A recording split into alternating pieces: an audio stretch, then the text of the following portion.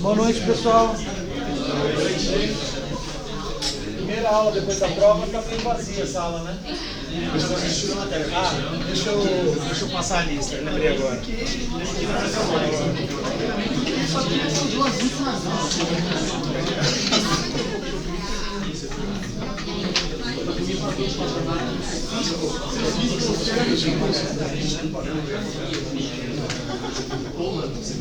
Vamos lá, gente. Então, pessoal,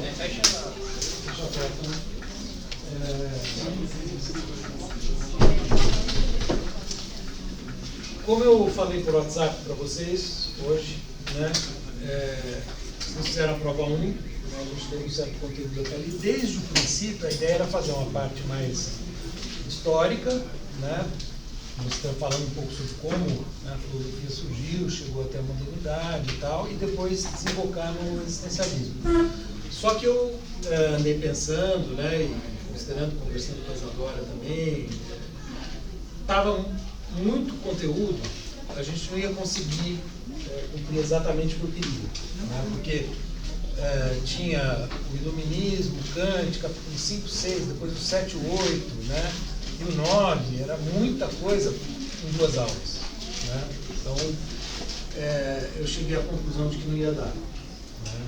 Então, o que eu propus?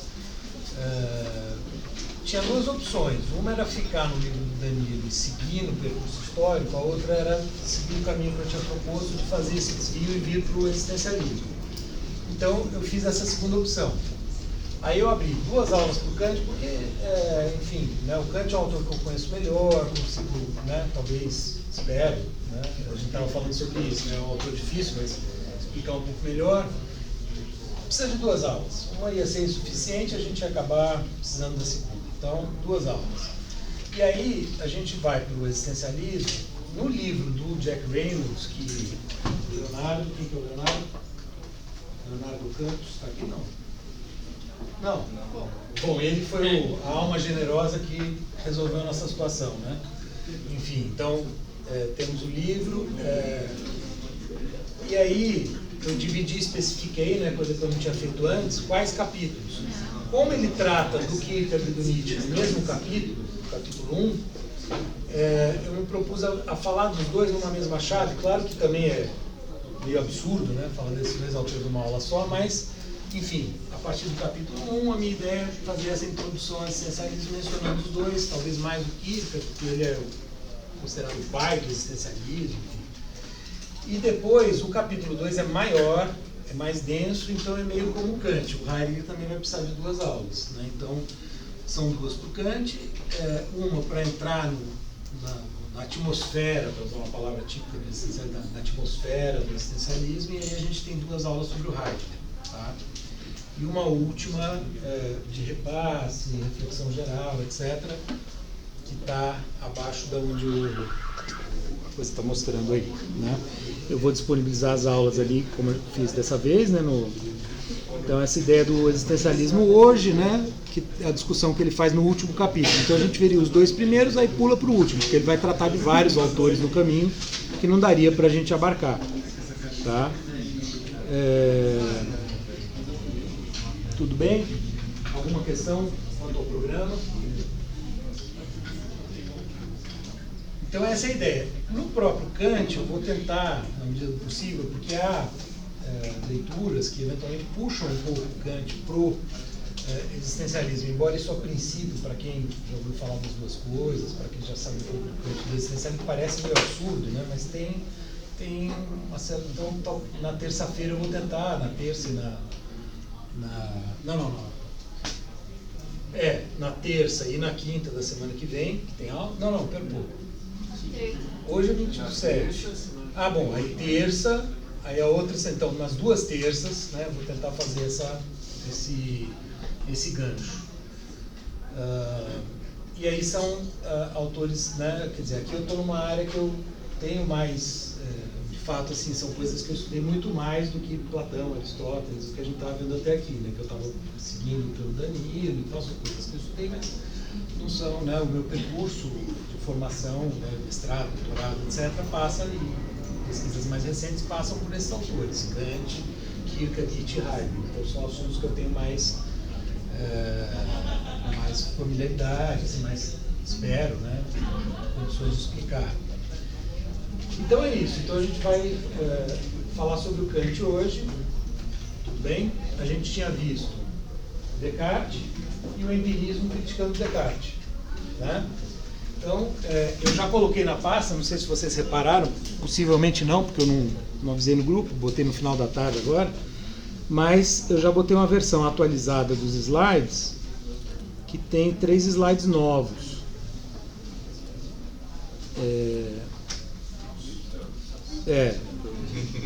Aqueles meus slides, né? Mas eu vou começar então, a gente estava vendo aqui, né? Só para lembrar, o empirismo, o Hume, o David Hume, né? Foi o último que a gente viu. Difícil de... F11, né? Ó, melhorou. E a gente viu, né? Primeiro, Descartes, que é considerado o fundador da modernidade, né? Ele é o primeiro ali, que é inteiramente baseado na razão, a partir do eu penso, eu existo, que a gente viu, né? E pela razão chega a existência de Deus, e aí a ciência modelo é a matemática, a partir daí ele vai deduzindo coisas para conhecer o mundo sensível, né? Então, o conhecimento, ele parte da razão para daí explorar, digamos assim, o mundo que a gente tem acesso através dos sentidos. E o empirismo todo se volta contra isso. E o Hume é talvez o mais radical desses críticos, né?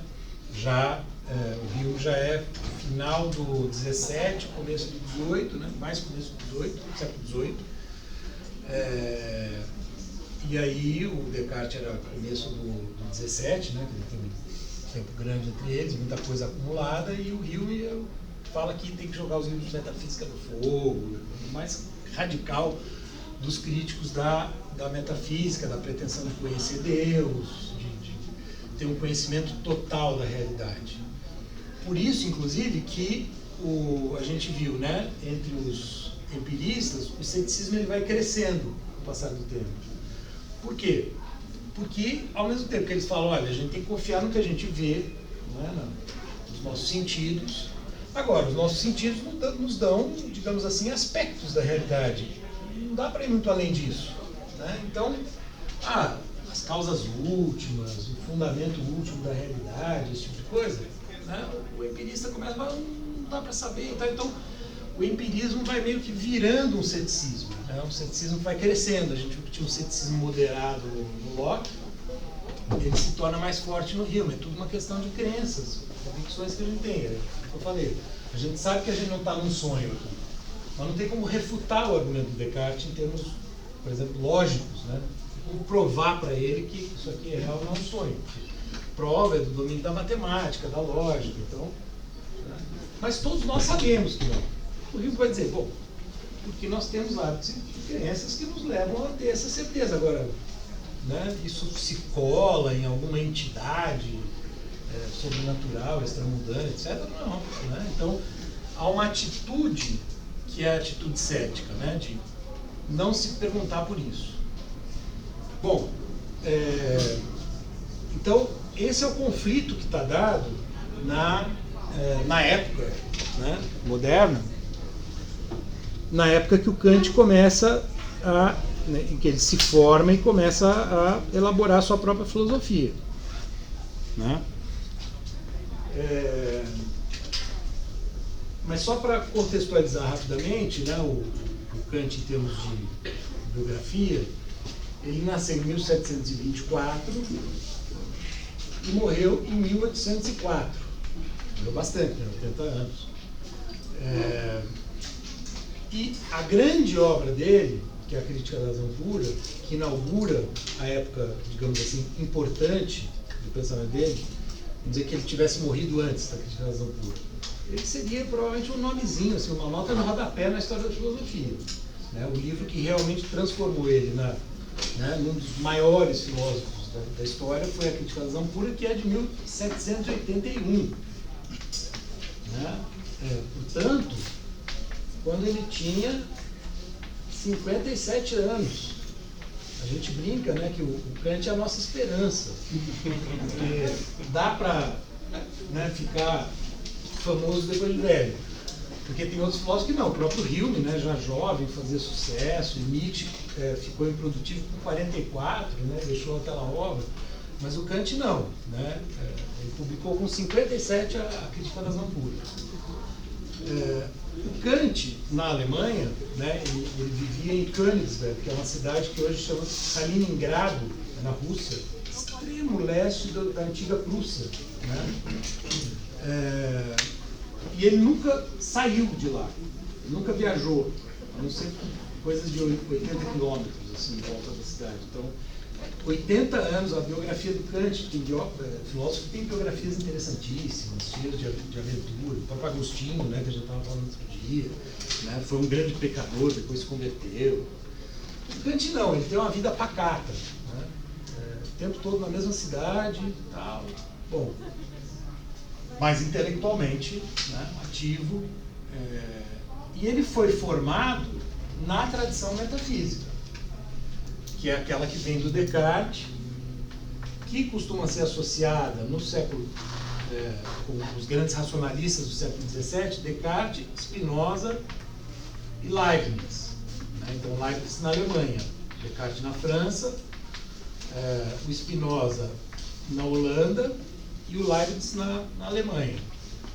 E aí tem um discípulo, digamos assim, do Leibniz, né, que pega, sistematiza o pensamento dele, né, porque o Leibniz escreveu, ele deixou muitos escritos esparsos, assim, ele não organizou um tratado, uma obra. O Wolff faz isso, ele sistematiza o pensamento do Leibniz e isso se torna a filosofia que é ensinada na Alemanha, porque antigamente não se estudava filosofia como hoje, que a gente vê vários autores, né, e parte do princípio de que existem várias posições possíveis. Né. Havia uma filosofia que era, digamos assim, considerada a verdadeira, né? E ela era ensinada nas universidades alemãs. Então o Kant ele foi formado nessa tradição que vinha lá do Descartes, que é uma tradição racionalista, que, como a gente viu no Descartes, né, parte do princípio de que o objetivo da filosofia, que é também ciência, né, aquela pretensão, é conhecer tudo. Então a filosofia, ela conhece, por exemplo, Deus, a alma humana, né, para Descartes era uma substância diferente do corpo, que era objeto de conhecimento, tanto que quando ele chega no eu penso, ele está onde? Ele está na alma. E a totalidade do mundo, né, que constituía o que se chamava a cosmologia na época, então digamos o cosmos, né? Então, Deus, alma, cosmo, que são as três ciências da metafísica, da chamada metafísica especial. Né? O que une esses três conceitos? A noção de ser, né? de existência. Então, tudo isso existe, né? Então você tem essa noção, mas claro, né? Esse aqui é o ente, né? Primeiro, que está diretamente conectado com aquele. Mas, digamos assim, do ponto de vista dos saberes, tal como eles eram organizados na Idade Média e que chegam à modernidade, tinha a ontologia, que era a metafísica geral, e esses três objetos que eram estudados. Então, isso era considerado objeto de conhecimento. Era possível conhecer, como se fosse um objeto da física. Né? E aí o Kant, ele, a princípio, né, herda essa tradição, pensa a partir dela, tem vários escritos, ele começa a escrever, o Kant tem muitos escritos, que são chamados escritos pré-críticos, né, que são anteriores à crítica, desde quando ele tinha 20 e poucos anos de idade, tem um monte de coisa, né? Inclusive tem muitas pessoas que pesquisam, que eu vou orientando de mestrado aqui na UFABC, que estudou o joveníssimo Kant, né? Estudou esses escritos ali quando Kant tinha 20, 30 anos, né? Tentando ver, né, como é que foi evoluindo, né, o pensamento dele. O Pedro Farhat, inclusive, né, que foi, inclusive, ganhou menção honrosa no prêmio Antoff de dissertação de mestrado. Né? Mas esse é o momento, né, em que o Kant, inclusive, bom, então ele vem dessa formação. Aí o próprio Kant tem uma frase em que ele diz: Hume, empirista escocês, me acordou do sono dogmático.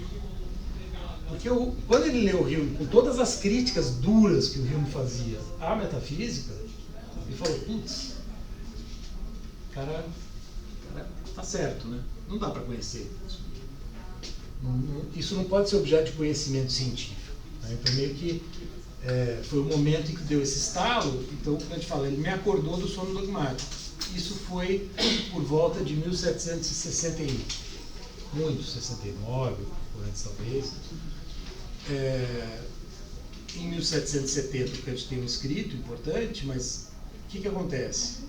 O Hume acorda do sono dogmático, ele passa 11 anos sem publicar. É a chamada década silenciosa. A gente brinca, né? Se fosse hoje ele ia ser expulso do programa de pós-graduação, porque se tem que publicar não sei quantos artigos por ano.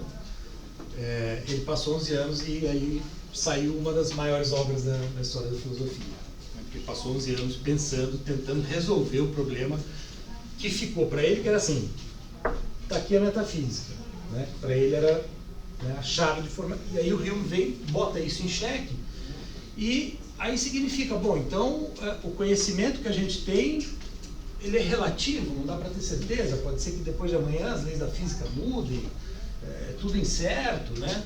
Então ele não se conformava com o ceticismo, né? Então isso para ele é um grande problema. Embora os empiristas, em particular o Hume, né, o convençam de que a metafísica tradicional tenta conhecer coisas sem um fundamento sólido, sem provar, sem demonstrar, sem, né?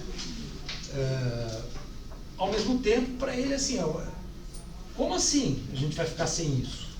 Né? Sem essa... Bom, então como é que ele reage a esse problema?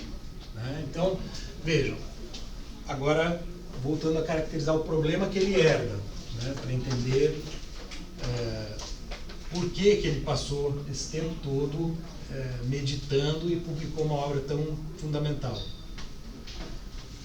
Nesse período aí, séculos XVII, né, XVI, XVII, XVIII, né, enfim, havia essa disputa que remete àquela disputa que a gente viu lá entre os gregos, entre Platão e Aristóteles, né? Quer dizer, Platão achando que através da razão, né, eu mantive as cores, mas mudei o jeito aqui da configuração, né? Mas o Platão achando que através da razão a gente acessa o mundo das ideias, onde está o ser, que depois ser Deus na filosofia medieval, né? E o Aristóteles dizendo não, o conhecimento vem daqui, né? E aí a gente viu como a filosofia cristã de alguma maneira incorpora isso, colocando Deus no lugar do ser e tal, e como isso chega na modernidade, né?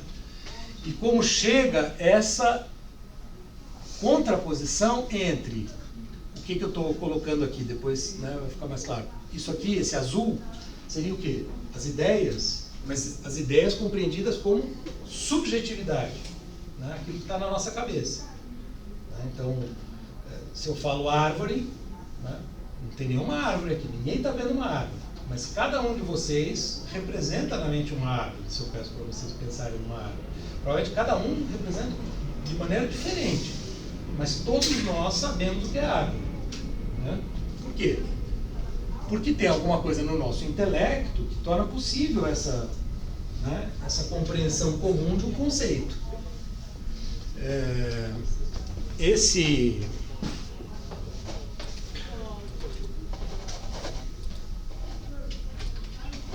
Não vai dar certo. Tem que precisar botar a senha.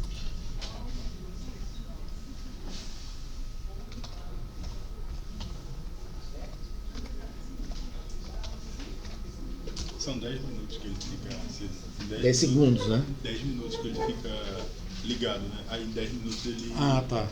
E aí acho que é 10 segundos que a gente tem os 5, né? Para mexer no mouse. Então, eu estou representando em azul isso que seria a nossa subjetividade. Mas veja, subjetividade, quando a gente fala, acho que muitos de vocês devem pensar, subjetividade no sentido individual, né? Cada um a sua subjetividade. Mas subjetividade comporta, nessa discussão toda que a gente vai ver, que é própria já no Descartes, né? Um sentido individual e um sentido que é comum aos seres humanos, que nós partilhamos. Por isso que a gente consegue entender o que o Descartes está falando quando ele desenvolve o raciocínio dele, estou duvidando do mundo exterior, etc. Porque, em alguma medida, a gente compartilha essa mesma experiência subjetiva de ser um ser humano, né?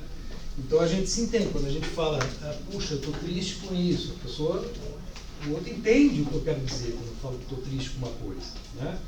Então, a gente, através da linguagem, né, da comunicação, a gente compartilha experiências subjetivas de tal modo que, entre nós, a gente consegue falar de uma subjetividade num sentido geral, talvez universal. Não sei, essa é uma grande questão que vai ser muito discutida depois. Mas que, em alguma medida, eles estão partindo do princípio, né, esses filósofos modernos, que dá para pensar nessa subjetividade num sentido universal, ou seja, nós, seres humanos, partilhamos. E que só nós sabemos o que é, né? E por outro lado, a gente não tem como sair dessa. A gente não tem, por exemplo, como se colocar no ponto de vista do cachorro, do cavalo, né? A gente não tem como ter a experiência. A gente pode conhecer biológica na biologia, na veterinária, pode estudar o que a gente quiser. A gente nunca vai conseguir se colocar no ponto de vista do cachorro ou do cavalo, de quem quer que seja. Nosso ponto de vista é o ponto de vista humano, né? E esse ponto de vista, ele é marcado por 5 sentidos, né, que a gente já falou, então, que tem seus limites. Por exemplo, a coisa dos sons e dos cheiros, né, que eu sempre menciono, que o cachorro escuta alguns que a gente não escuta. Então nós temos a nossa, vamos dizer, constituição enquanto subjetividade olhando para o mundo, né? Eu coloquei dessa maneira porque o que eu quero caracterizar, né? Isso aqui como um ponto de vista, né? Um foco a partir do qual a gente tem uma perspectiva, um ponto de vista, uma visão da realidade, né? Isso quando a gente fala em eu, né? O que a gente quer dizer com isso? O que é o eu? Né? Quando a gente usa a palavra eu, que a gente usa o tempo todo, não tem como não usar, né? O que é isso? Né? Não é uma coisa que a gente possa... O corpo, sim. Né? O corpo é uma coisa que a gente pode estudar do ponto de vista físico, fazendo observações, etc. Mas isso que a gente experimenta como subjetividade, né? Se eu olho para vocês agora, fecho os olhos e continuo representando, essa representação que está aqui, ela não está dada concretamente. Ela está aqui no que a gente chama de mente, né? Que seria próprio do eu. Então, os modernos, eles colocam a coisa nesses termos, quer dizer, tem o ponto de vista do eu e tem o mundo em contato com a gente através dos sentidos. Né? Então, através dos sentidos, a gente tem esse contato com o mundo. E aí, a grande questão é a seguinte, do ponto de vista do conhecimento. A gente viu o que o Descartes fez, que para nós parece estranho. Né? O cara duvidou de tudo, chegou no eu penso, logo eu existo. E aí ele fala, tem uma ideia na minha cabeça que é a ideia de Deus. Eu sou finito. Essa ideia é a ideia de um ser infinito, então como é que eu finito posso ter a ideia de um ser infinito? Só se o ser infinito tiver ele mesmo colocado a ideia na minha cabeça. Então daí ele vai para a existência de Deus, para daí falar que o mundo material, né, existe, quer dizer, dá uma volta, né? E aí, a partir disso, ele fundamenta os conhecimentos na subjetividade, supondo uma conexão da nossa razão com o intelecto divino, quer dizer, por isso que a gente consegue, por exemplo, descobrir as leis da física, porque tem um intelecto, um logos, como pensavam os gregos, né? Ordenando a realidade, e o nosso logos, a nossa razão, se conecta com isso de alguma maneira, por isso que a gente consegue entender a realidade. Então, funciona assim do ponto de vista da subjetividade, né? E aí os sentidos, que muitas vezes nos enganam, né? Eu dei alguns exemplos, a Lua ela parece maior quando nasce, depois fica menor. Né? Parece que o Sol é que está girando em torno da Terra, e não o contrário, enfim. Né? Então, o racionalista ele desconfia dos sentidos, disso que vem da experiência, e confia na razão. Então, a razão nos dá conhecimentos seguros. O grande exemplo disso é a matemática. Funciona sem que a gente precise de objetos. A gente faz as contas, faz a geometria sem precisar de objetos concretos. Né? São figuras ideais, com as quais a gente opera num plano abstrato. Então, há aqui um grau de certeza que não tem aqui. Então, os racionalistas, eles defendem o quê? Que a base do conhecimento é a razão. Daí, né, o racionalismo.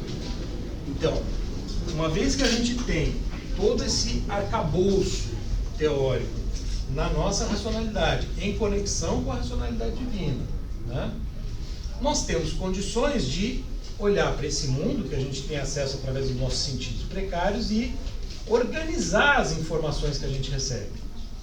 Então, o conhecimento ele se dá nessa direção. A gente parte da razão e vai para a sensibilidade, para as coisas que a gente vê. Por que isso parece estranho para nós, né? E a coisa, né? O modo como Descartes prova o mundo material?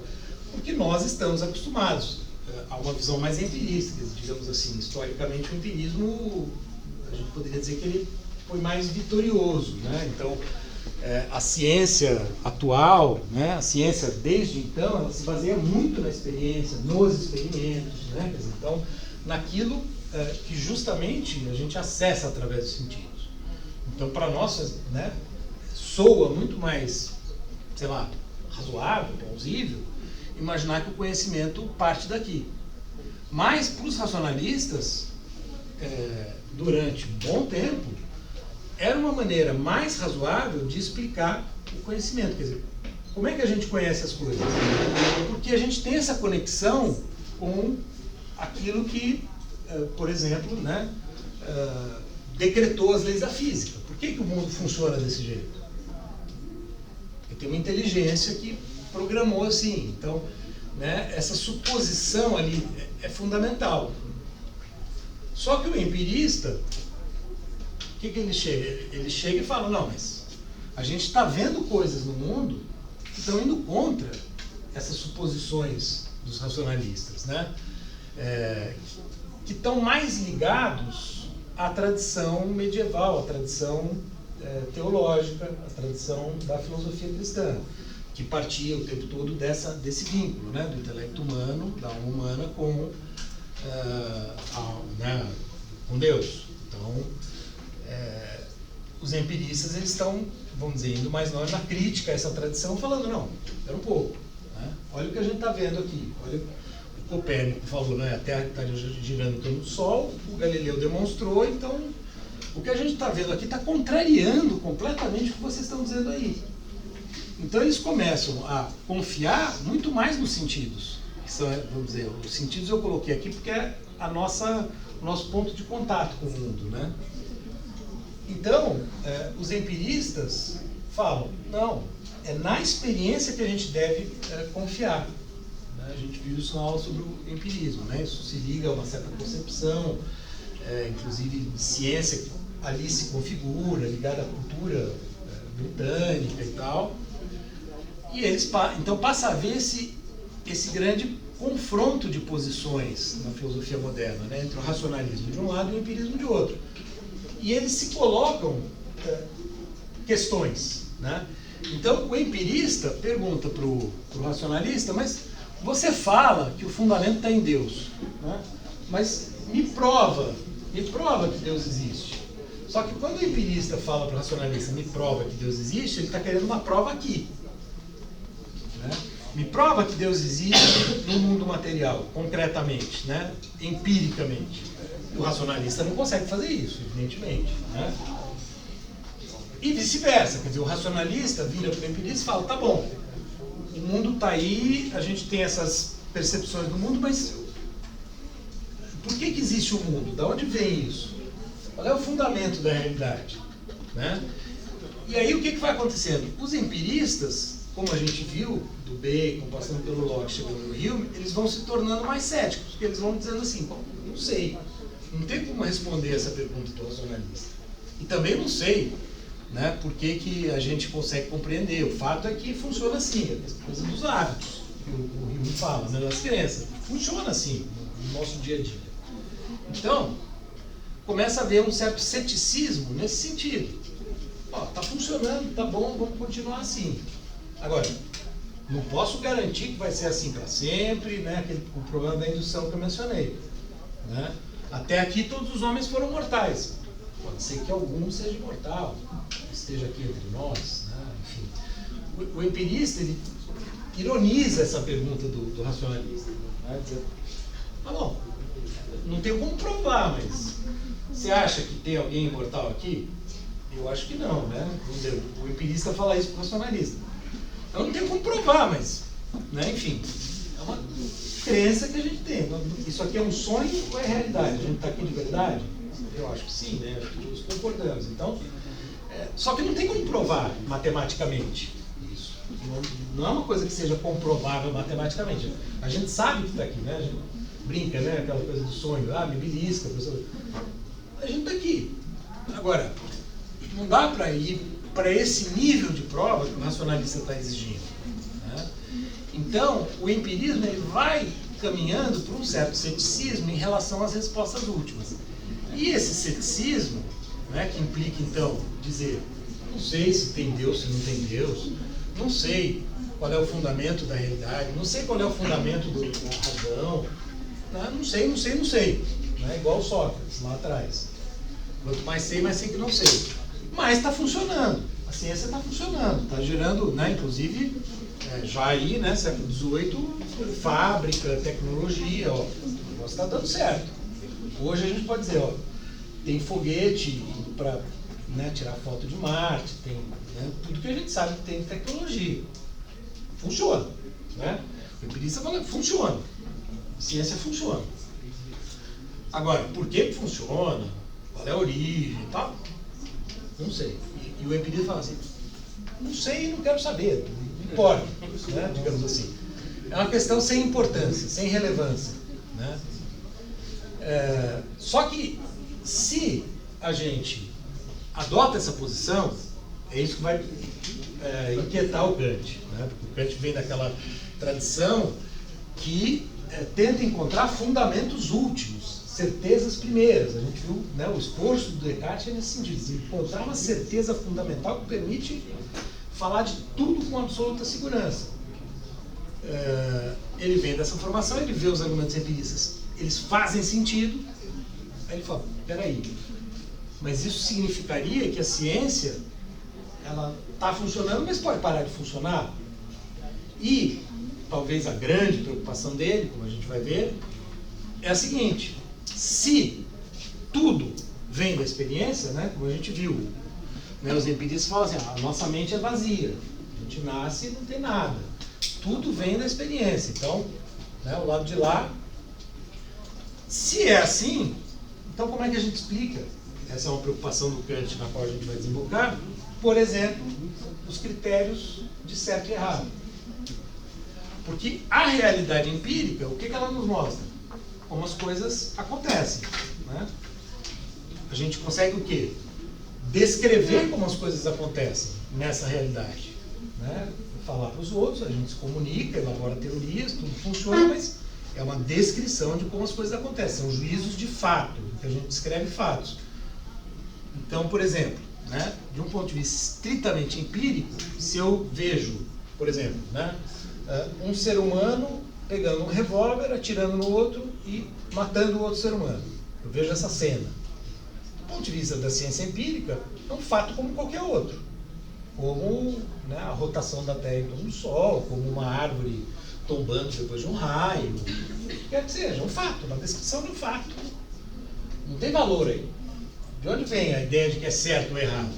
É a gente, vem daqui, certo? É a gente que atribui ao fato esse valor de certo ou errado. Não está dado no próprio fato. O fato é um fato. É como um leão devorando uma zebra, um ser humano matando o outro. São fatos da realidade empírica. Então, esse ceticismo nesse âmbito vai acabar implicando um relativismo moral, que é aí sim, isso é a pior consequência do Kant. É o relativismo moral, porque o Kant, além dessa formação metafísica, né, que tem uma fundamentação, cada um deles procura fundamentar de um jeito a moral, é de uma família fortemente cristã, protestante, uma corrente que é o pietismo, né? Então, para ele falar que não tem certo e errado, né, é uma coisa, né, a princípio inaceitável. Então, vejam, ele fica muito inquieto com essa questão. Se tudo é a experiência, né, se tudo é a realidade que nós podemos ver e descrever, não tem certo e errado, por exemplo, né? Não sei se eu cheguei a citar aqui um diálogo que tem no livro do Dostoiévski. O personagem fala, pô, se Deus não existe, tudo é permitido, né? Um pouco isso, quer dizer, se não tem algum critério de caráter universal, absoluto, que dá base para falar, não, isso é errado, isso é certo, então, né, tudo é válido, né? Inclusive um ser humano assassinar o outro. Então, isso é uma das coisas que inquieta o Kant nesse problema, além do próprio fato da ciência ficar mal fundamentada, né? Quer dizer, sem uma base sólida, porque se as leis da física podem mudar amanhã, né? Como o Hume está dizendo, quer dizer, a gente se habituou, é assim, funciona assim até agora, mas pode ser que todos nós sejamos imortais aqui, né? Então pode ser que a lei da gravidade se inverta e as coisas comecem a subir em vez de cair, sei lá, né? Isso, né, não faz sentido para o Kant. Então só que os argumentos são muito fortes, então ele tem que ver como é que ele vai resolver esse problema. Esse é o problema, né, que está dado para ele. Percebe? Está claro para vocês? Porque se Deus existe, por exemplo, né, e a gente acredita numa religião, tem lá, por exemplo, no caso da religião judaico-cristã, tem os mandamentos. Então, você tem critérios, eles foram dados por Deus, é certo e errado, acabou. Você tem uma resposta. Agora, se tudo é colocado em dúvida, e a gente só pode confiar nos sentidos, da onde a gente vai tirar o certo e o errado? Cada um pode tirar da sua cabeça o que quiser. Aí vira o relativismo, né? Relativismo no sentido de que cada indivíduo pode pensar de um jeito, e nada impede que o indivíduo, pensando consigo mesmo, pense, bom, tudo bem, né? Tem as normas morais aqui que a galera segue, mas eu não vou seguir, eu vou fazer do meu jeito, no Brasil é muito comum, né? O pessoal que entra para a política, a maioria pensa assim, né? Eu vou, né, tirar minha vantagem, fingir que faço as coisas dentro da lei, mas vou... Que base você tem para dizer que isso está errado? Se você não tem um critério. Percebe? Esse é o problema, do ponto de vista do Kant. Porque ali tinha critério. Aqui faz sentido o que o empirista está dizendo, mas se é isso, não tem mais critério. Então, esse é o estado do problema que ele herda, né? E que aí ele vai tentar resolver. Como que ele vai tentar resolver? Né? Então esse é o passo seguinte. Não sei, até aqui, desculpa, daí, tudo bem, gente? Questões? Tá, aqui, então vamos lá. Bom, aqui já é um slide mais complexo, né? Como é que o Kant então vai tentar superar o ceticismo e superar essa contraposição entre racionalismo e empirismo, né? Bom, em primeiro lugar, vai dizer o seguinte, olha, já tem um argumento anterior do Leibniz que dizia o seguinte, bom, Leibniz do lado dos racionalistas, né, falando que seja um sonho, contra o argumento de Descartes, esse sonho funciona sempre assim. Então, há uma regularidade internamente a esse sonho que a gente poderia pensar que é a relação entre nós e o mundo. segundo tudo que a gente conhece historicamente, há regularidade nessa relação. Bom, então o que a gente vai pensar? Tem a subjetividade, né, o eu, e tem esse mundo ao qual a gente tem acesso através, ele chama de intuição sensível, o quê? A percepção através dos sentidos. Né? Então, eu estou vendo a mesa, por exemplo. Isso é uma intuição sensível. Né? Daí a palavra sensível tem a ver com sentidos e sensibilidade. O que é a sensibilidade? Ele vai usar esse termo, né, fica famoso, é uma faculdade humana. Faculdade no sentido de uma capacidade, uma habilidade, uma propriedade do ser humano. Né? Nós temos 5 sentidos, então nós temos, né, isso que ele chama de sensibilidade, que é a capacidade de perceber coisas através dos sentidos. Como que, então, isso funciona, né, digamos assim?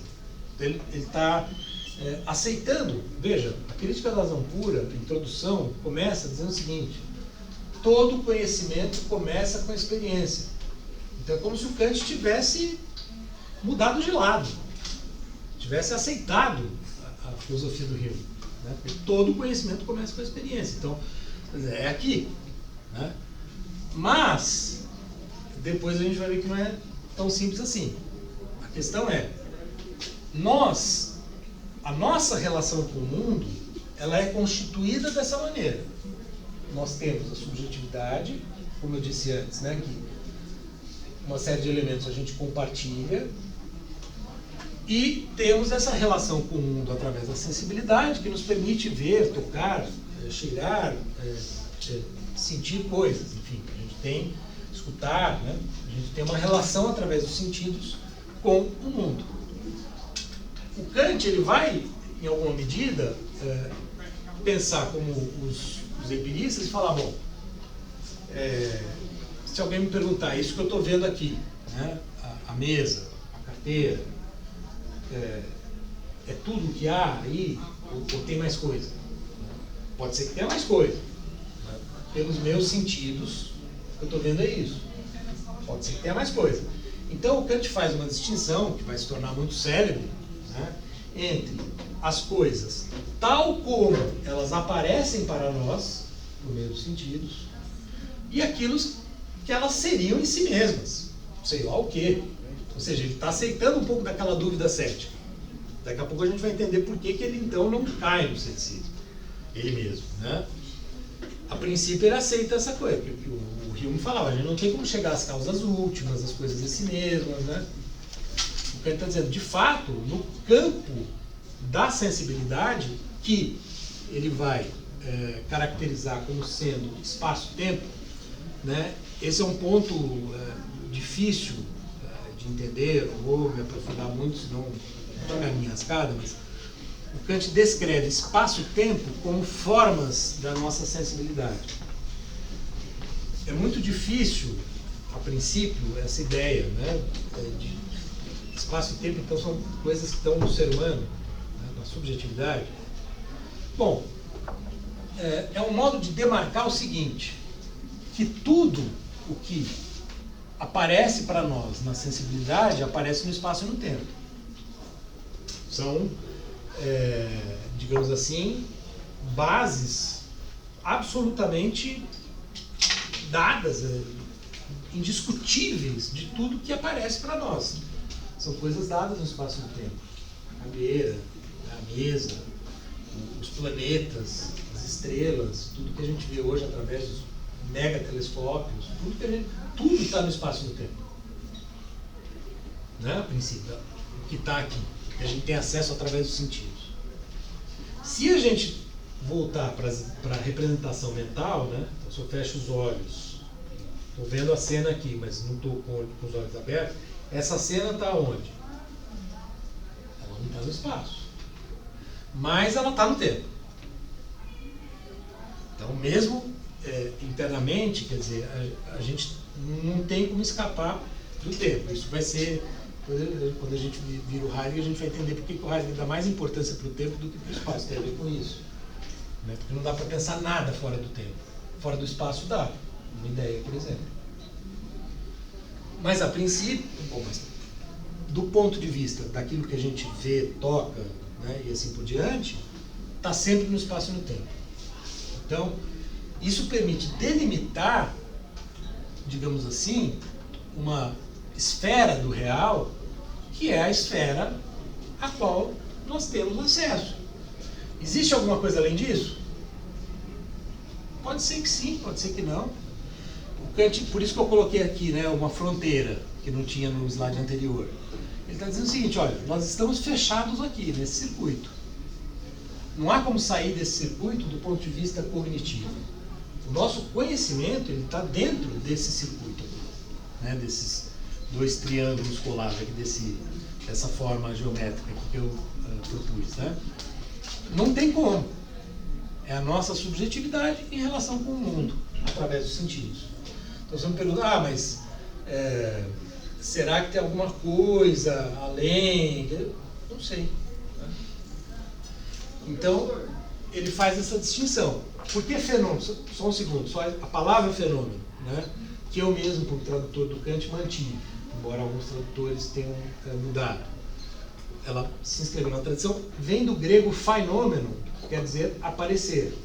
A palavra alemã que Kant usa, correspondendo à palavra grega phainomeno, e a palavra latina, enfim, não vou lembrar exatamente agora, em alemão é Erscheinung, que quer dizer, é o substantivo de Erscheinen, que é aparecer. Então a gente poderia traduzir por aparência, aparecimento, aparição, alguma coisa assim. Mas já está consagrada essa terminologia, né? Então, mas é importante saber disso. Fenômeno é aquilo que aparece, ou seja, como as coisas aparecem para nós. E não como elas são em si mesmas, porque isso a gente não tem como saber. Fala. Quando é dito ali para escapar do espaço, mas não do tempo, como seria? Porque mesmo que você feche os olhos e comece a pensar, você ainda está aqui na minha frente, você ainda está no espaço. O meu corpo, sim. Mas a minha mente, não. É o que eu falei. Se um cientista vier aqui, um neurocientista, de alguma maneira ele puder, né, com as máquinas que leem pensamento, entrar aqui e tal, ele pode até saber que tipo de coisa, que tipo de emoção eu estou sentindo e tal, mas ele não vai ver a cena dentro da minha cabeça. Quer dizer, a cena, ela está aqui, foi nesse sentido que eu falei, mas ela não está espacial. Né? Eu conservo a memória a partir do espaço. Mas isso que está aqui quando eu fecho os olhos, já não tem, né, propriamente espacialidade. É algo que está aqui dentro. E como teria o tempo? Porque, enquanto eu estou pensando, o tempo está correndo. Né? Não tem como escapar disso. Então o seu pensamento não vai ser externalizado, eu não consigo atingir ele, mas o tempo ainda vai passar. Ele está dado no tempo. Tudo que a gente está pensando, o próprio verbo, né? Pensando, né? Indica que é uma ação ocorrendo. Enfim, essa questão é uma questão dificílima, inclusive para a ciência. Né?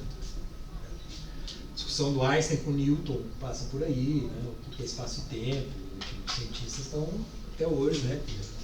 Big Bang, tudo isso tem a ver com essa questão. Essa questão do espaço e tempo é uma questão dificílima, né? A gente dizer o que é o espaço e o que é o tempo.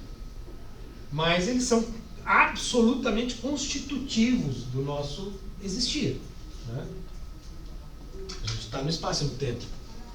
De fato, eu estou no espaço. Eu não saí do espaço. Só que a minha representação mental, a princípio, né, ela não está dada no espaço. Agora, por exemplo, né, eu estou aqui pensando, digamos, numa árvore. Não tem nenhuma árvore aqui. Né? Eu não estou vendo, então não tem nenhuma árvore espacializada. Ela está aqui na minha cabeça. A partir do momento que eu desenho uma árvore, pronto.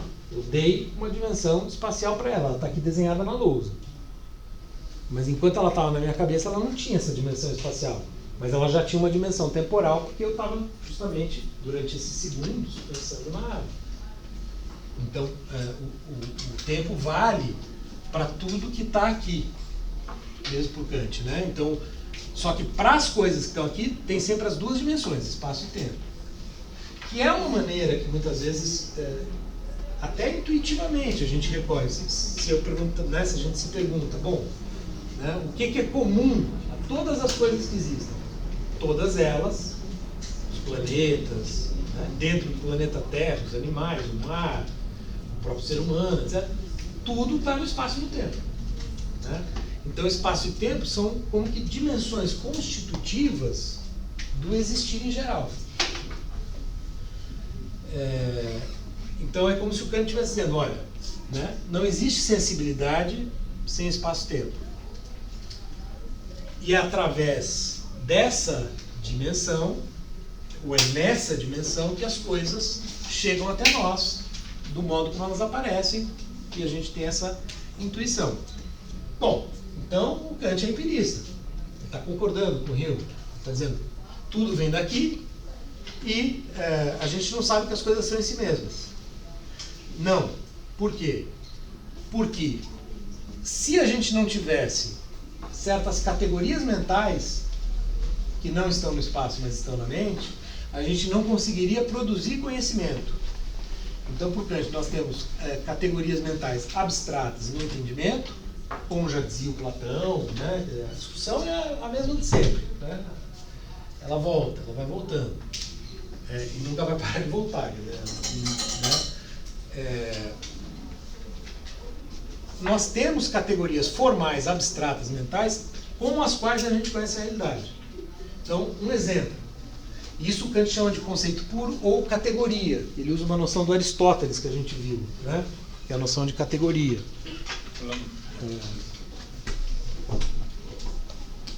O que é um exemplo disso? Para tentar facilitar, né? A noção de unidade. Veja, as coisas estão dadas para nós, para os outros viventes, para o cachorro, para o cavalo, né? Por que a gente consegue contar as coisas? Né? E fazer 1, 2, 3, 4, 5, 6, contar as coisas que estão aqui na minha percepção sensível. Segundo o Kant, né, a gente só consegue fazer isso porque a gente tem uma categoria mental que é a categoria de unidade, que permite fazer isso, contar as coisas. Né? Então, por meio dessa categoria, eu posso dizer, aqui tem uma cadeia, por exemplo. Né? Quando eu coloco isso, né, numa frase, né, isso é um ponto importante, quer dizer, a gente está sempre... As categorias, onde que elas aparecem? Elas aparecem nas nossas proposições, nos nossos enunciados, na linguagem. Então, quando eu digo uma cadeira, 2 cadeiras, 3 cadeiras, 4 cadeiras, o que eu estou fazendo? Eu estou aplicando um conceito do entendimento, que é puro. O que significa puro? Significa, a outra palavra que a gente usa, a priori. Ou seja, ele é constitutivo do nosso ponto de vista. A gente olha para a realidade por meio dessas categorias, elas estão como que dentro da nossa mente, né? São constitutivas da nossa mente. Então a gente olha para o mundo projetando essas categorias. A gente recebe o material da experiência, mas o modo como a gente interpreta depende dessas coisas que são constitutivas da nossa mente. Então a gente, vamos dizer, a experiência sem esses conceitos, né, seria como que um grande emaranhado, determinado de coisa, um grande borrão. Né? Só que a gente consegue discernir as coisas e ver uma pessoa, outra pessoa, uma cadeira, outra cadeira. Segundo, né, a explicação dele, isso deveria ao fato de que a gente tem categorias mentais que nos permitem discernir aquilo que a gente recebe na intuição sensível dessa forma, que é o que vai permitir que a gente elabore conhecimento. Por isso que a gente consegue elaborar conhecimento, porque a gente tem uma estrutura mental que permite. O cachorro não tem, o cavalo não tem. Eles podem ter um nível de compreensão da realidade, talvez eles sejam mais legais que a gente, inclusive, melhor, moralmente melhores, o que vocês quiserem. Né? Mas eles não elaboram teorias, né? Não escrevem livros. Né? Isso é o próprio ser humano. Então, a nossa mente seria constituída de tal modo que ela permite fazer essa ligação. Então, vejam, né, no slide anterior, volta lá por favor, daí. O racionalista acha que é daqui para cá. e o empirista daqui para lá. O que o Kant está dizendo no slide seguinte, por favor? É uma via de mão dupla, né? Não é daqui para cá nem daqui para cá. É na junção de experiência e subjetividade mental que acontece a produção não só de conhecimento, né? O conhecimento vai ser, digamos assim, né, a elaboração disso, mas o conhecimento até no nível mais elementar, né? A criança, quando começa a falar, quando começa a aprender, né, e aponta para uma coisa e fala, sei lá, né, as primeiras palavras, mamãe, papai, né? O que ela está fazendo? Ela já está operando, quer dizer, as categorias mentais já estão permitindo a ela formular conexões entre as coisas, né? Ela começa a discernir que aquele ser ali é mamãe, aquele ser ali é papai. Percebe? Isso seria o quê? É uma categoria mental já operando, né? E que vai permitir depois formular frases, estabelecer distinções. Nesse nível mais elementar, aí a gente poderia sim, né, abrir uma discussão e falar, bom, né, os cachorros, por exemplo, eles entendem palavras, que a gente fala, né? Certamente. Então, eles têm um certo nível de compreensão da realidade, talvez tenham lá umas categoriazinhas mentais, mas as nossas permitem ir muito mais longe, né, para produzir isso, conhecimento científico, que é, vamos dizer, é onde o Kant quer chegar. Porque lembra? Ele estava preocupado com as consequências do ceticismo no âmbito do conhecimento. Tipo, então a física de Newton pode ser que depois de amanhã não vale mais. Não. Né? A ciência, na época, né, está bombando. Então, o que a gente está olhando para a física de Newton está falando, não é possível que o Hume está falando que amanhã pode mudar. Não, isso não vai. Tem que ter um embasamento sólido, né? Dentro desse registro, que é constitutivo da nossa existência, é assim que funciona. E assim a gente produz conhecimento. E esse conhecimento, ele tem validade no interior desse âmbito. Se a gente quiser supor uma outra dimensão, né, uma outra realidade, tal, onde não tem lei da física, né, a gente pode imaginar o que a gente quiser, né? Mas aqui no nosso mundo funciona assim, né? A gente recebe coisas no espaço e no tempo, por meio da sensibilidade. Sensibilidade é o conjunto dos sentidos, não os 5 sentidos. Então a gente recebe coisas, a gente, no próprio receber, já está aplicando as nossas categorias mentais e está produzindo conhecimento. Conhecimento no nível mais elementar, mas que vai resultar na nossa capacidade de produzir conhecimento científico, né, que é o alvo, né, onde ele quer chegar. Na crítica da razão pura, ele quer estabelecer uma fundação sólida para o conhecimento científico, e o grande conhecimento científico que ele tem em vista na época é a física de Newton, né? São as leis da natureza que a gente conhece que funcionam para a gente. Tudo bem, depois vai ter o Einstein que vai colocar um problema nessa história, né? Depois a gente vê isso. Mas a física de Newton não deixou de valer para a nossa realidade, né? O que o Einstein vai mostrar é que no nível microscópico e macroscópico as coisas funcionam um pouco diferente, mas para nós continua valendo. A gente continua produzindo carros, espaçonaves e assim por diante. Fala. Qual a diferença de juízos e categorias? Então, no caso, categoria é a unidade. Qual que é o juízo? Isto é uma cadeira. Isso é o juízo. O juízo é a frase, é o enunciado. Aqui é um juízo. Eu estou conectando a noção de com a noção de cadeira. Ou se eu disser, a lousa é verde, né? Estou conectando duas coisas num juízo. Por que a gente consegue fazer isso? Segundo Kant, porque a gente tem essas categorias, né? Então, ele está dialogando com toda a tradição que a gente viu até aqui, né? A noção de categoria ele tira da onde? Aristóteles, né? Enfim, a discussão ela vai se acumulando, né? Fala. No caso, o conceito puro seria a unidade. Por que ela é pura? Porque ela é anterior à própria experiência. A gente não aprendeu, segundo Kant, isso vai ser objeto de discussão depois e até hoje, né? A gente não aprendeu a noção de 1 e 2 com a experiência. a gente só consegue diferenciar 1 e 2 porque a gente tem essa capacidade, está na nossa mente, essa faculdade. A gente tem essa habilidade. Isso é dado conosco. Por isso que a gente consegue interpretar a realidade fazendo esse tipo de relação. Tá? Que é real. Esse é um problema. A gente vai ter uma parte que é chamada, famoso trecho da crítica da razão pura, que é a dedução transcendental das categorias, que ele vai tentar mostrar que isso funciona na realidade empírica. Essa que os empiristas estão falando que é a que importa. Funciona. Vai tentar mostrar. Né? Por isso que o Newton conseguiu fazer o que ele fez, juntando matemática com fenômenos. Porque tem categorias mentais do ser humano que permitiram interpretar o mundo dessa maneira. Né? E essa questão mesmo, né, das categorias, eu falei dos cachorros e tal, né, do espaço e tempo, a própria noção de espaço e tempo, né, enfim, tem estudos científicos e tal, né, com os animais a respeito disso, mas um exemplo que se costuma dar assim, quando está falando disso no Kant é da mosca. Né? Quando a gente vai matar uma mosca, né, a mosca está ali, a gente faz assim para matar a mosca, a gente tem a sensação de que já pegou a mosca, né? Só que ela escapa. Às vezes, quando você está dirigindo a galinha, você acha que atropelou a galinha, mas ela conseguiu escapar.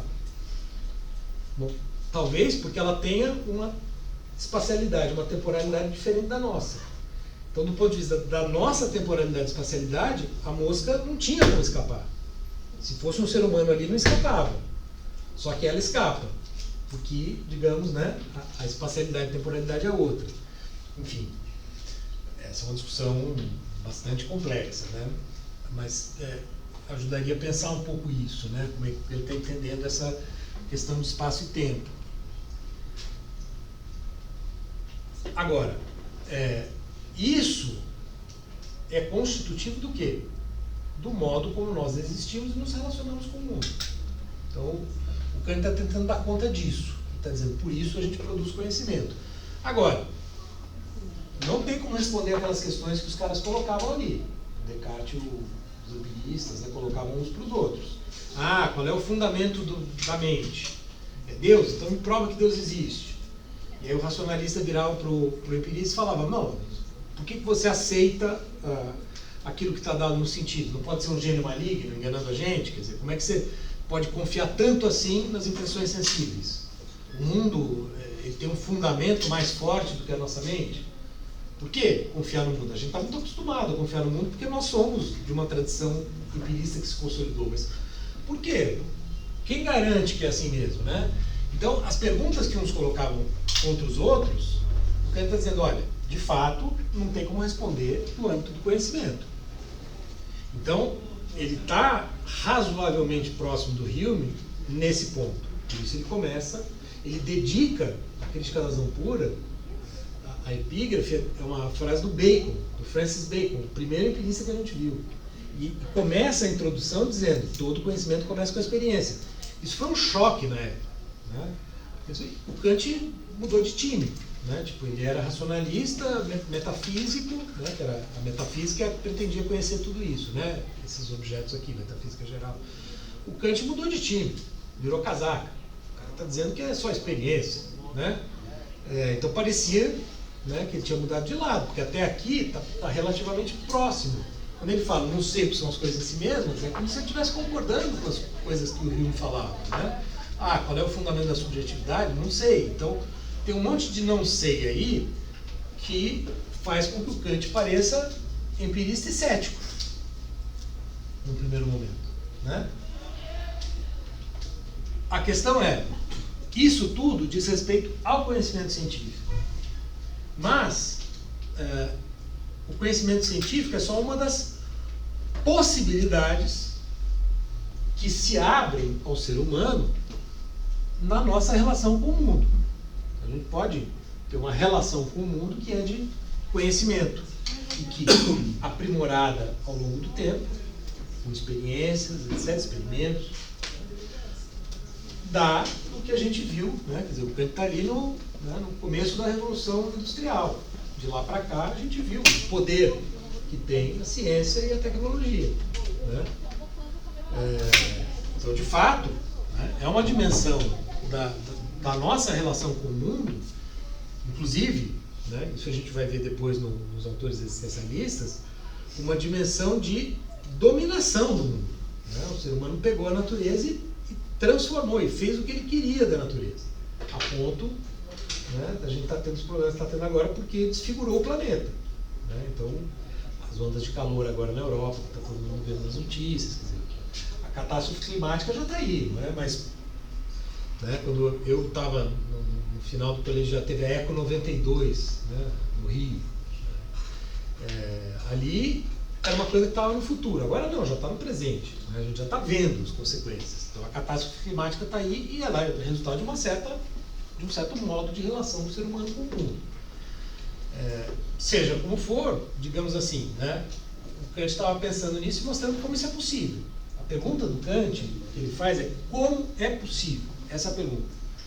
Como é possível que um ser como nós, posto no mundo, junto com um monte de outros seres, inclusive um monte de outros seres vivos, né, como é possível que a gente consiga elaborar uma teoria de Newton, né, que ele tem em vista na época, que explica coisa pra caramba dessa realidade, e não só explica, como permite fazer intervenções na realidade, transformar a realidade de maneira bem sucedida.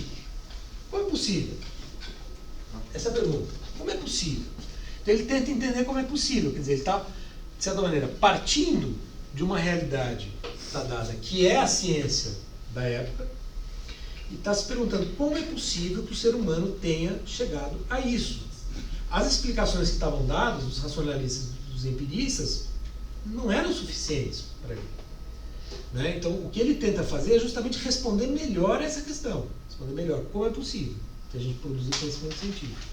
Mas a gente não faz só conhecimento científico, né? A nossa vida é feita de muitas outras coisas além de conhecimento científico. E aí vem, digamos assim, as outras dimensões, as outras consequências da posição do Kant e por que ele não vai ser tão cético assim. Vejam, primeiro ponto de partida aqui, né, a partir do momento que ele estabeleceu isso, bom, dá para confiar nessa relação como uma relação de regularidade, que ele fala em universalidade e necessidade, ou seja, as leis da física valem sempre para todos do mesmo jeito e sempre vai ser assim aqui nesse domínio. A gente pode até questionar isso, claro, mas ele está tentando contra o Hume, que está dizendo não, pode mudar amanhã. Né? Não vai mudar amanhã, a lei da gravidade vai continuar valendo amanhã. Né? Ele está tentando mostrar por quê, dada essa constituição da relação sujeito humano-mundo. Né? Estudando o quê? A nossa subjetividade. Então, vejam, né? Um ponto de partida importante aí é o seguinte, então aí o Kant é mais racionalista, percebe? Então ele tem os dois lados, ao mesmo tempo que ele está cedendo ao empirismo, falando de fato, o conhecimento parte daqui, a gente precisa de dados sensíveis para produzir conhecimento, embora a gente só possa fazer isso porque tem categorias mentais, né? Então, por outro lado, ele está concordando com os racionalistas que a nossa subjetividade, ela não é uma bolha vazia, como afirmaram alguns dos empiristas, ela tem uma estrutura e essa estrutura pode ser estudada. Né? E o que o Kant faz? Por que chama? Os livros dele chamam Crítica da Razão Pura, depois Crítica da Razão Prática, depois Crítica da Faculdade de Julgar. Ou seja, o tempo todo ele está fazendo o quê? Uma crítica ou uma análise crítica, ou um exame crítico das nossas próprias faculdades subjetivas, das nossas capacidades subjetivas. Né? Do que constitui a nossa subjetividade comum. É claro que em cada um vai funcionar de um jeito, tem as singularidades, mas tem elementos comuns. Tanto tem que produzir os conhecimentos científicos, literatura, filosofia. Né? A gente lê Platão hoje e entende o que ele estava dizendo, pode até entender mal, enfim. Mas por que isso é possível? Né? Porque a gente partilha certas estruturas que são comuns, certas estruturas mentais, que estão na nossa subjetividade, elas não estão dadas materialmente, elas estão no nosso, né, nesse modo de olhar para o mundo que é constitutivo da nossa subjetividade. Então, o Kant está partindo, quer dizer, esse é o princípio desse sistema que ele elabora a partir daqui. Né? Porque aí, veja, não só ele publicou o livro mais importante com 57, como ele vai publicar um monte de outros, né? A partir daí até os 76. Né? A grande obra do Kant começa aí. Então, né, ele é a esperança de todo mundo. Quer dizer, né, eu vou fazer 49, então ainda tem tempo para produzir alguma coisa de valor. Brincadeira que a gente faz entre filósofos. Né? O Kant é a nossa esperança. Porque a partir daqui, o que ele começa a fazer? Dada essa base do sistema, ele começa a desenvolver para outras dimensões da nossa relação com o mundo, que não se reduz ao conhecimento científico. A gente não faz só conhecimento científico, certo? A gente se relaciona, a gente tem amigos, a gente ama, a gente dorme, a gente faz um monte de coisa. Né? A gente não vive fazendo conhecimento científico. Conhecimento científico é uma dimensão, na realidade. E mesmo conhecimento no sentido mais elementar. E aí o que acontece? De fato, ao fazer conhecimento científico, como os caras estão fazendo desde os pré-socráticos, Platão, Aristóteles, como a gente viu, né, lá não tinha distinção entre filosofia e ciência. Eles estavam fazendo ciência, o Aristóteles estava fazendo ciência. O teorema de Pitágoras continua válido até hoje. E foi o Pitágoras lá naquela época que descobriu. Então os caras estão produzindo ciência. O ser humano produz ciência. Né?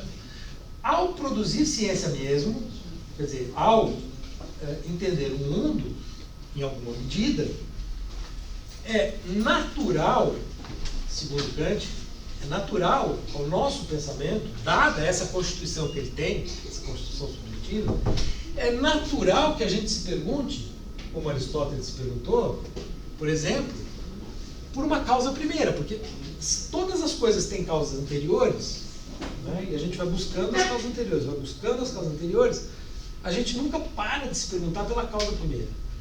Né, que o Aristóteles chegou no momento e falou, tem o primeiro motor, suposição. A física hoje trabalha com a ideia de Big Bang. É uma hipótese. Né, uma hipótese que tem um certo conceito. Não é uma coisa 100% comprovada. E mesmo que seja. E antes do Big Bang? Né? O que causou? O que criou o Big Bang? Né? Aquela bolinha de energia que explodiu. Então essa pergunta pela primeira causa, né, o que o Kant diz? A gente faz essa pergunta, é inevitável, dado o nosso modo de pensar. Porque a gente tem uma faculdade que é o entendimento, a compreensão das coisas, mas a gente tem a razão, que seria essa que permite ir articulando em níveis cada vez mais complexos as nossas proposições, as nossas percepções, que resultam em proposições, e, né, ora, a gente vai pensando, uma hora a gente chega nessas perguntas. Existe um fundamento da realidade? E nós? Nós somos só o corpo ou tem uma coisa diferente, uma espiritualidade, uma alma? Né? Enfim, são perguntas, segundo ele, inevitáveis. O ser humano se faz. Em todas as culturas que você for ver, tem alguma explicação do espírito, da origem. Né? Então, o que ele tenta falar é natural, quer dizer, isso é constitutivo da nossa subjetividade. A gente chega nessas perguntas. Uma vez que a gente chega, né, a gente pode dizer, bom, não sei, dane-se, não quero saber, joga tudo isso no fogo, igual eu. A gente pode dizer, não tem causa primeira, não tem nada, não tem Deus, né, uma posição de ateísmo, ou a gente pode simplesmente falar, não, eu acredito que tem sim um Criador do mundo, etc, etc, pela fé. O que o Kant, vamos dizer, como é que ele explica isso?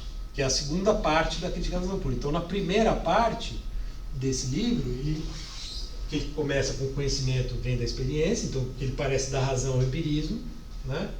Ele mostra, de fato, o conhecimento científico só dá certo se você tem intuição sensível, tem, né, dados empíricos, embora só ocorra porque a gente tem categorias mentais. Agora, essas categorias mentais, essas nossas faculdades subjetivas, nos levam a colocar esse tipo de pergunta que eles se colocavam uns contra os outros e que os caras se colocam desde o Parmênides e do Heráclito, né, que a gente viu os pré-socráticos se perguntando pela arqué, seria o princípio comum de todas as coisas. Então, o Kant explica desse modo. É inevitável o nosso pensamento chegar a essas perguntas. Só que ele chega e não tem resposta. Né? Isso que é angustiante, não tem resposta. E o Kant vai caracterizar isso, então, como... abaixa só um pouquinho, por favor, Odair. Não, lá em cima mesmo. Aqui, isso. Aqui desse. São pensamentos que a razão produz, que estão historicamente dados, né? Vem nas escrituras e na própria tradição filosófica, que os caras achavam que dava para tratar como conhecimento, mas que não dá. São ideias que a gente tem, né?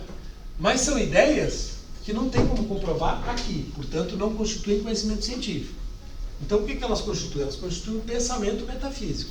A metafísica se torna mero pensamento, ela não é mais conhecimento.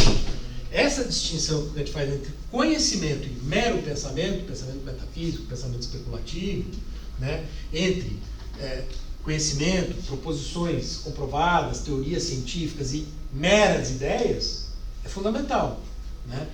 Ele é meio que um ponto de virada, porque depois do Kant, praticamente ninguém vai falar assim, eu conheço Deus, né? Como conhecimento, do mesmo jeito como a gente conhece os objetos físicos. A gente vai falar, eu acredito em Deus, ou não, né? Ou não acredito. A gente não vai mais falar, eu conheço Deus. Até então os caras falavam, o Descartes falou, né? A gente viu, porque ele conhecia Deus. Então, existia essa ideia de conhecer Deus, conhecer a alma e conhecer o princípio comum de todas as coisas, a arqué, né? Depois do Kant, ninguém mais ousa dizer que conhece Deus, né? Acredita, não conhece. Então, ele faz ele vai usar inclusive a própria noção de fé depois. Não precisa passar ainda, mas... Então, essa distinção entre coisas que a gente pensa e coisas que a gente conhece se torna uma distinção emblemática, né? Assim, de fato, fica, né? Um marco. Por isso que o Kant é considerado um divisor de águas entre a modernidade, entre a filosofia moderna e a filosofia contemporânea. É a virada, no sentido de que esses problemas todos, né, que os caras estavam discutindo, né? Mas tem Deus, não tem Deus, no âmbito do conhecimento mesmo, desde a tradição grega e cristã, medieval, quer dizer, olha, não adianta, gente. Isso não é objeto de conhecimento científico. Por quê? Porque os próprios conceitos que permitiriam, né, as ideias permitiriam solucionar, não tem, pela sua constituição enquanto conceito, não tem como serem dados aqui. Porque aqui a gente vai estar sempre limitado ao sentido nosso. A gente pode avançar, mas a gente sempre vai ter um limite, né? Essa é a ideia, tem limite. O conhecimento tem limite. Quando você chega no limite, você pode pensar o que você quiser sobre o que tem depois do limite. Mas já não é conhecimento. Não tem como ter comprovação. Não tem como você montar uma teoria e comprovar, igual o Newton fez, o Copérnico fez, o Einstein fez, e assim por diante. Não tem? Não adianta mais alguém tentar elaborar uma teoria para comprovar a existência de Deus e testar no laboratório, né? Então são ideias. Agora, são ideias inevitáveis, a gente chega nelas. A questão é, e agora? Sabendo que não é conhecimento, mas ao mesmo tempo, tendo essas ideias na cabeça, o que a gente vai fazer com isso? Né? A gente vai jogar no fogo, que nem aquele Hume, sendo que é uma ideia a qual a razão humana chega, né? Não vamos jogar no fogo, né? Pelo contrário, né? Aí o Kant vai tentar mostrar que essas ideias têm uma primeira função, boa noite, que é servir como princípio. Como é que a gente está de tempo? 10h30, mais uns 10 minutinhos. Servem como princípios para o próprio conhecimento da natureza, no seguinte sentido: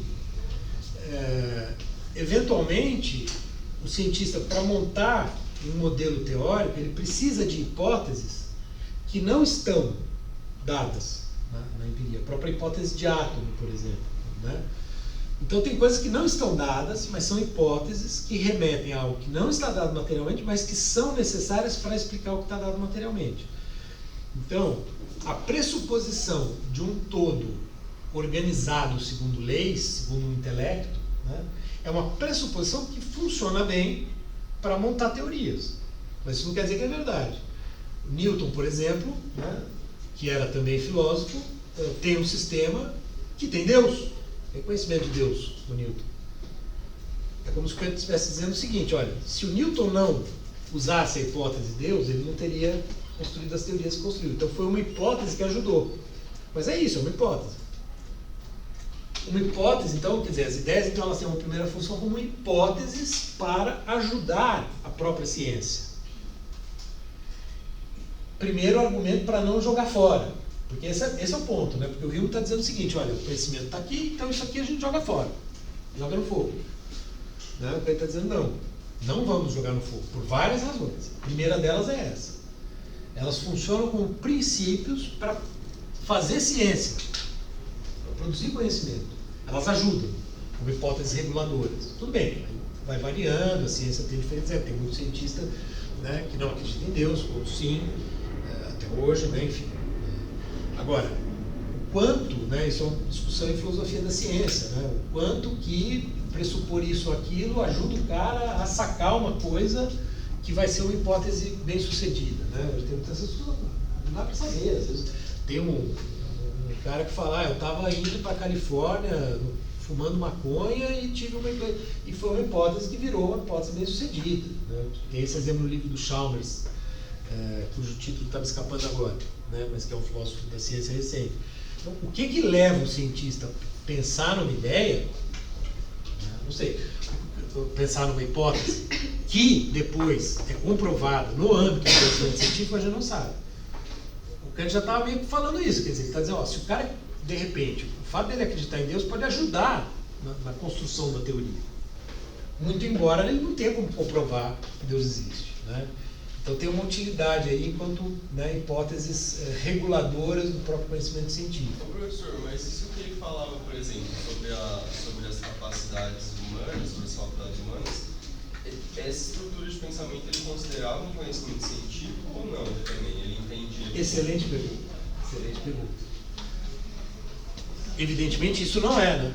É um conhecimento que a razão tem sobre si mesma, né? Então a crítica da razão feita por quê? Pela razão. Então é a razão conhecendo a si mesma. Então não se trata de conhecimento empírico.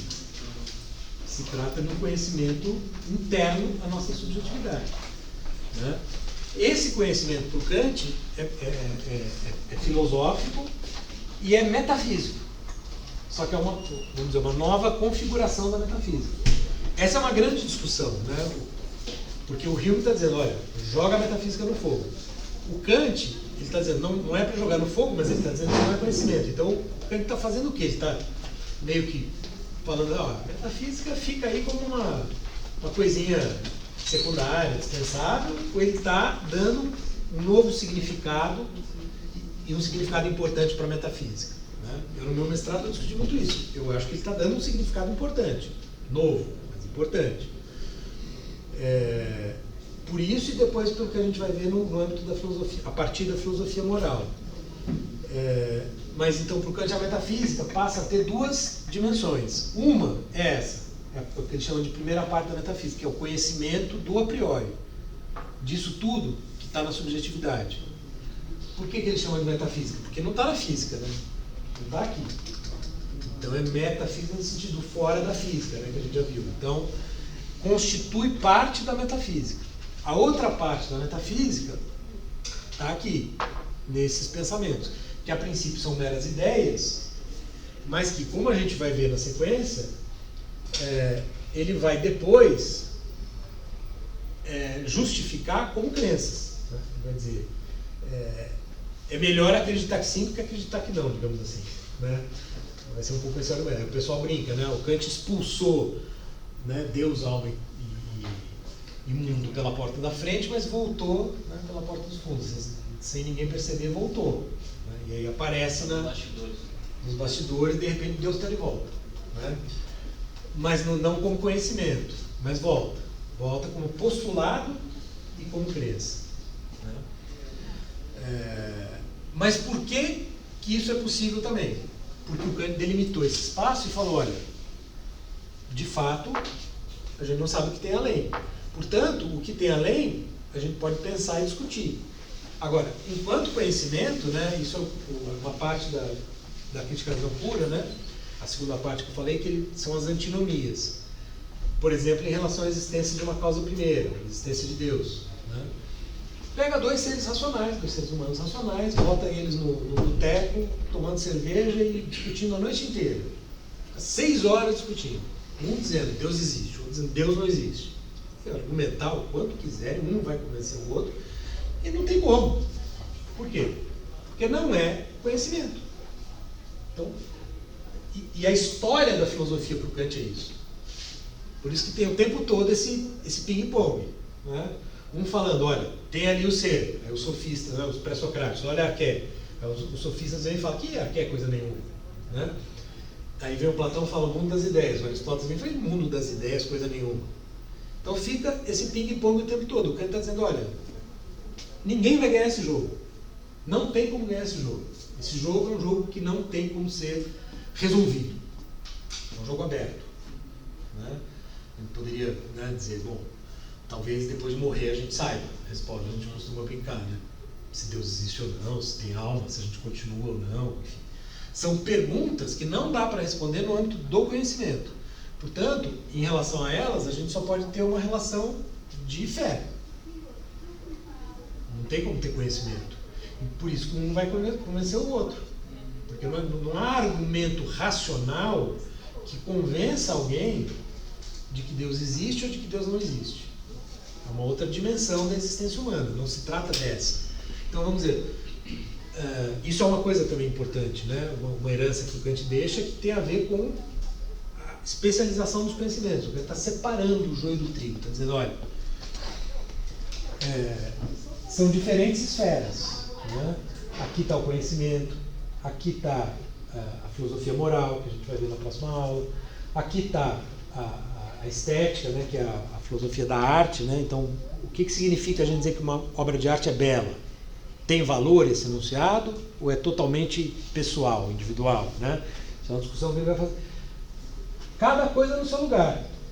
A biologia, o Kant, na crítica da faculdade de julgar, ele começa a prestar atenção na biologia da época e vê que ela opera de uma maneira muito diferente da física. É um outro tipo de capacidade humana que entra em cena.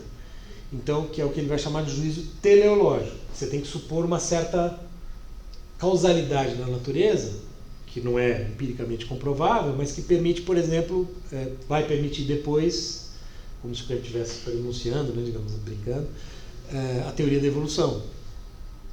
As espécies vão se adaptando e tal.